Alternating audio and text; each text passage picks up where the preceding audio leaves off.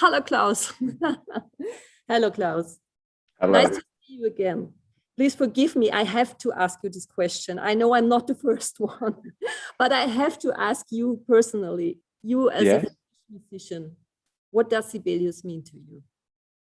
Oh, I mean, Sibelius is a very special composer because, of course, he's in many ways the greatest Finnish composer from the past. And growing up as a musician in Finland, you can't avoid the influence of Sibelius, because he wrote many things. I mean, of course, the orchestral works are the most well known, but he wrote everything from Christmas carols to the pieces, little miniature pieces which people study when they practice an instrument.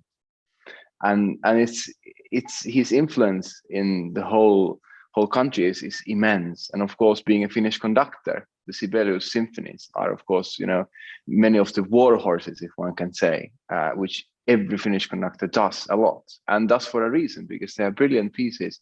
And what fascinates me the most about his work, and all of it, especially the symphonies, is I can compare it to Beethoven's, the journey of the symphony, starting with the first, and in Sibelius's case, then dealing with the seventh. And it's just what happens in 30 years' time. It's just amazing because, of course, he was part of this very interesting period in history. The first symphony in 1900, and then the seventh one, 1924. And what happened in the world, and what happened in the music world, especially, everything changed. And he was with that, and he was very original voice of his time. So Sibelius has also a very strong relationship to the orchestra, right? I mean, it was like 100 years ago.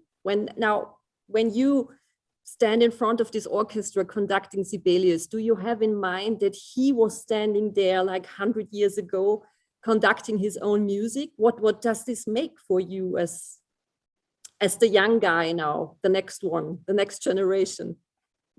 I think it's a wonderful honor. And of course, I think about it because, I mean, it's the tradition in an orchestra and history is so fascinating because, of course, we know every musician is replaced one at a time.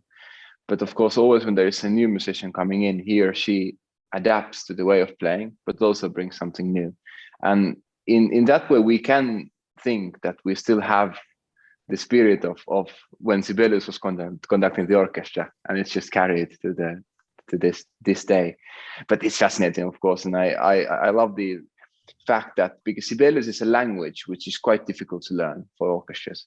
He writes in a very original way. And especially when we go, third, fourth, fifth symphony starts to be already very, very, very original.